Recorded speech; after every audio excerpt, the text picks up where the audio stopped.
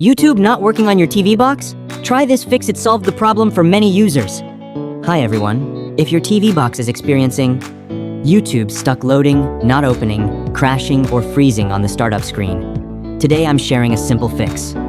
In many cases, you don't need to reset your device or reinstall the system. First, go to Settings, Apps, YouTube, Uninstall updates. Tap to confirm. Once completed, the system will restore YouTube to its default version. Why does this method work? Because sometimes there may be compatibility issues between the latest YouTube version and your device's system version, which can cause startup failures, crashes, or endless loading after an update.